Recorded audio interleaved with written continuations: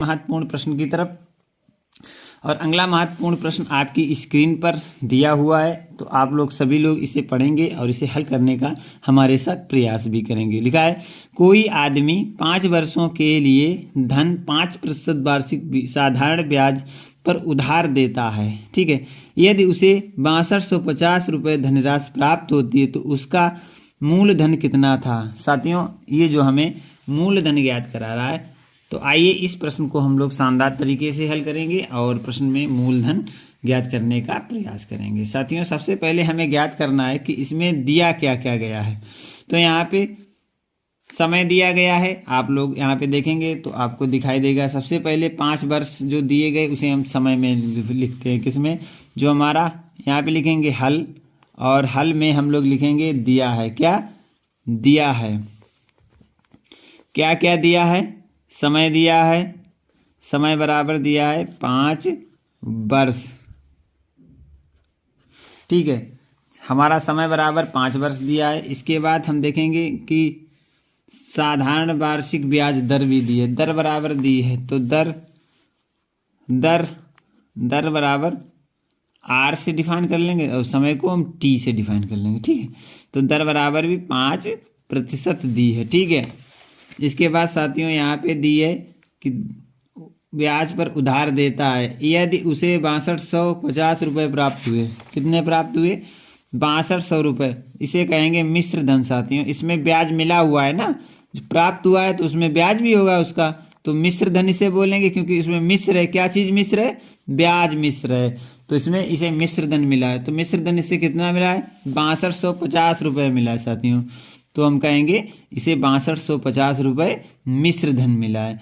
अब ज्ञात का क्या करा रहा है सवाल, मूलधन ज्ञात करा रहा है। तो मूलधन बराबर साथियों होता है, मूलधन का यहाँ पे क्वेश्चन मार्क है। ठीक है, अब आप लोगों को मालूम होना चाहिए कि हमारे सूत्र होते हैं। ठीक है, सूत्रों के हिसाब से इस प्रश्न को कैसे हल करेंगे तो आप चर्चा करते हुए बताएंगे। सबसे पहले यहाँ पे देखो, मिश्र धन दिया है और मूलधन नहीं दिया है, तो मूलधन ज्ञात करना है। सूत्र क्या होता है, साधारण ब्याज बराबर साधारण ब्याज बराबर मिश्र धन, साधारण ब्याज बराबर होता है मूलधन गुणे समय गुणे दर बटे 100। ये एक फार्मूला है इसका। ठीक है, तो हम लोग फार्मूले को थोड़ा हाईलाइट करेंगे, तो इसे एक कोष्टक में हम बंद कर देंगे, जिससे आप लोगों को ध्यान में रहेगा। आप लोग अगर कलम पेन लेके बैठे हैं तो इस प्रश्न के फार्मूले को उतारेंगे। ठीक है, अब हमें देखो यहाँ पर साधारण ब्याज भी नहीं दिया गया। साधारण ब्याज का एक सूत्र होता है मिश्र धन माइनस मूलधन। क्या होता है, यहाँ पे साधारण ब्याज बराबर एक और सूत्र लगाएंगे, वो होता है साधारण ब्याज बराबर मिश्र धन माइनस मूलधन। ठीक है, अब हम लोग क्या करेंगे भाई, साधारण ब्याज की जगह पर ये वाला रख देंगे। ठीक है, साधारण ब्याज की जगह पर ये वाला रख देंगे, तो ये हमारा मिश्र धन मूलधन दोनों निकाल देगा। तो यहाँ पर अब हल करना हम शुरू करेंगे और समझने का आप लोग प्रयास करेंगे। अब यहाँ पे लिखेंगे कि हम क्या लिखेंगे, इस प्रकार से इसे ऐसे कर देंगे और यहाँ पे लिखेंगे मिश्र धन माइनस मूलधन इक्वल टू मिश्र धन माइनस मूलधन। यहाँ पर भी हमारा मूलधन होगा मूलधन गुणे समय गुणे दर और बटे 100। ठीक है, अब हम क्या करेंगे, यहाँ पे माइनस का है। ठीक है, कोई बात नहीं, तो हमें मूलधन तो हमें मालूम नहीं, हमने x मान लिया था। ठीक है, तो यहाँ पे मिश्र धन हमारा कितना है, 6250 रुपया है। अब मूलधन हमने x मान लिया था तो x रख देंगे, कोई दिक्कत नहीं। यहाँ पर भी मूलधन हमने x माना है, गुणे समय बराबर हमने कितना माना है, r हमारा कितना था 5, और समय बराबर हमारा कितना है 5 वर्ष, तो 5 का गुणा कर देंगे बटे 100 कर देंगे। ठीक है, अब हम लोग क्या करेंगे, इसमें और इसमें तिर्यक गुणा करेंगे, बटे का 1 कर लेंगे और तिरछा तिरछी गुणा करेंगे, मतलब तिर्यक गुणा इसमें करेंगे, तिर्यक गुणा इसका इसमें कर देंगे और इसका इसमें कर देंगे। ठीक है, तो कितना आ जाएगा, सबसे पहले 100 आ जाएगा, एक कोष्टक लग जाएगा, 6250 आ जाएगा, माइनस का यक्स आ जाएगा और बराबर का निशान आ जाएगा यहाँ पर, पचम 25 यक्स आ जाएगा। इतना आप लोगों को समझ में आया यहाँ तक? ठीक है, फिर हम आगे बढ़ते हैं इंग्लिश टेप की तरफ। अब इसका हम अंदर गुणा कर देंगे। ठीक है, अंदर गुणा कर दो तो यहाँ पे क्या होगा, 100 गुणे 6250 minus 100 x equal to 25 x. अब साथियों क्या होगा, ये इधर माइनस का है, चर वाले एक तरफ रखेंगे, अचर वालों को हम एक तरफ कर देंगे। ठीक है, तो अचर वाली संख्याएं ये हैं, चलते हैं लेते हैं इन्हें इधर लाएंगे तो कितना हो जाएगा, देखो यक्स 100 यक्स, इधर ये 25 है तो प्लस का 25 एक्स हो जाएगा, 25 एक्स हो जाएगा, क्योंकि ये वाला इधर जाएगा और ये बराबर इधर रहेगा, किधर, इस साइड रहेगा। इस साइड कितना आ जाएगा, 100 गुणे 6250, इतना कन्फर्म हो गया। अब इसे जोड़ देंगे तो ये कितना हो जाएगा, 125 यक्स हो जाएगा एजुकल टू, यहाँ पे इसे गुणा कर देंगे, यहाँ पे गुणा क्या आएगा, 100 गुणे 6250। ठीक है, अब यहाँ पे x बराबर आएगा 100 गुणे 6250 बटे 125। ठीक है, अब यहाँ पे थोड़ा इसको हल करेंगे। देखो यहाँ पे ये 125 है और ये 625 है, इसे काट देंगे, कितनी बार जाएगा, शायद 5 से काटेंगे, देखो कितनी बार जाएगा, 5 एकन 5 दूनी 10 पचम 25, इसे काटो, 5 एकन 5, 5 दूनी 10 और यहाँ पे बचा 2 और 25 हुआ, पचम 25 125, मतलब अब इसे फिर 25 से काटेंगे तो 5 यहाँ पे आएगा और यहाँ पे 25 आ जाएगा। ठीक है ना, अब यहाँ पे 5 आएगा तो फिर यहाँ पे 5 आएगा, कितना आया, यक्स बराबर साथियों आ गया है कितना, 100 गुणे 50। ठीक है, तो यहाँ पे यक्स बराबर आ जाएगा 5000। ठीक है, यक्स बराबर 5000 आ गया, जो कि हमारा यहाँ पे हमने मूलधन माना था, मूलधन यहाँ पे माना था, क्या माना था, यक्स मान लिया था, तो यक्स बराबर 5000 आ गया, यही हमारा राइट आंसर है साथियों। तो यहाँ पर हम देखेंगे इसके लिए बी ऑप्शन बिल्कुल सही होगा। आशा करते हैं ये प्रश्न आपको शानदार तरीके से समझ में आ गया होगा। साथियों चलेंगे अगले महत्वपूर्ण प्रश्न की तरफ। कह रहा कि एक ट्रेन जिसकी लंबाई 50 मीटर है, एक ट्रेन जिसकी लंबाई 50 मीटर है 200 मीटर लंबे प्लेटफार्म को 20 सेकेंड में पार करती है, तो ट्रेन की चाल कितनी होगी।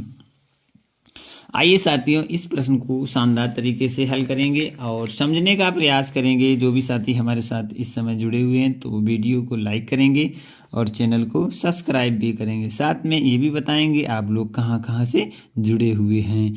देखेंगे अगले महत्वपूर्ण प्रश्न को। कह रहा है कि एक ट्रेन जिसकी लंबाई 50 मीटर है। ठीक है, तो यहाँ पे दिया है ट्रेन की लंबाई। साथियों सबसे पहले लिखेंगे यहाँ पे हल, तो हल में लिखेंगे साथियों सबसे पहले दिया है, दिया है, क्या क्या दिया है साथियों, सबसे पहले हम समझते हैं।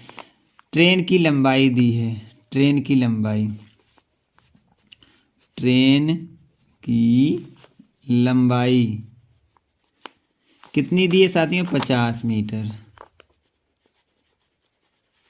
इसके बाद साथियों 200 मीटर लंबे प्लेटफार्म को, कितना प्लेटफार्म की लंबाई दी है,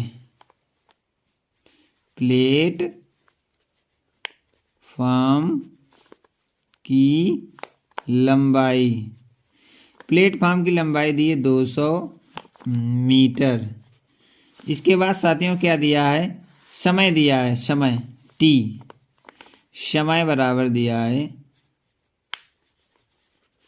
समय बराबर दिया है कितना, 20 सेकेंड, 20 सेकेंड इतना दिया है। इसके बाद ज्ञात क्या करा रहा है, चाल ज्ञात करा रहा है, वो भी किलोमीटर प्रति घंटा में। किसमें? किलोमीटर प्रति घंटा में। तो यहाँ पे चाल बराबर क्वेश्चन मार्क है, चाल इक्वल टू क्वेश्चन मार्क। साथियों देखो, जब कोई ट्रेन, ये एक प्लेटफार्म है, आपने देखा यहाँ पे सवाल जो कह रहा है कि प्लेटफार्म की लंबाई जो दी है वो 200 मीटर दी है, ठीक है ना। इसके बाद ट्रेन की भी लंबाई दी है, और ट्रेन की लंबाई जो है वो कितनी है? 50 मीटर है, ठीक है।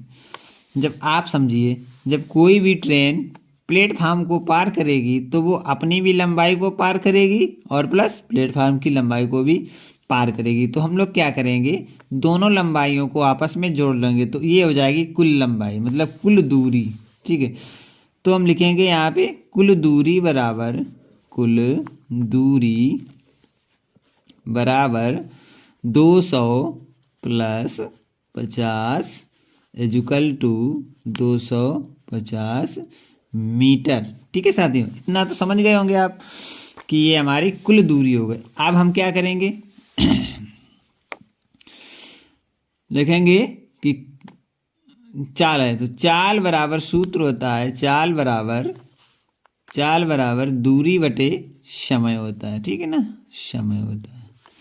अब हम क्या करेंगे, दूरी हमारी है 250 मीटर और समय हमारा है 20 सेकेंड, ठीक है, कोई दिक्कत नहीं होनी चाहिए। यहाँ पे इसे हम काट देंगे तो कितना आएगा, 25/2 आ जाएगा चाल। अब हमें इसे क्या करना है, इसे हमें किलोमीटर प्रति घंटा में बदलना है, ठीक है। मीटर प्रति सेकंड में अब किलोमीटर प्रति घंटा में बदलना है, तो हमें 18/5 का गुणा कर देना है। कितने का? 18/5 का गुणा कर देना है, और हमें निकाल लेनी है चाल। तो चाल यहाँ से हमारी कितनी निकल के आएगी, वो हमें यहाँ से मिल जाएगा, ठीक है। तो यहाँ पे आएगा 9 दूनी 18 होता है और 5 25 होता है, ठीक। कितनी निकल के आ गई? 10। 9, नहीं, यहाँ पे 9 दूनी 18, यहाँ पे 9 आएगा, ठीक है, 9 आएगा। 9 दूनी 18 होगा और 5 25 होगा, तो 9 पना 45, 4 5 45 आ जाएगा, ठीक है, 45 किलोमीटर प्रति घंटा। तो आशा करते हैं साथियों ये वाला प्रश्न आपको समझ में आ गया होगा। इसी आशा के साथ चलेंगे अगले महत्वपूर्ण प्रश्न की तरफ, और अगला महत्वपूर्ण प्रश्न हमारा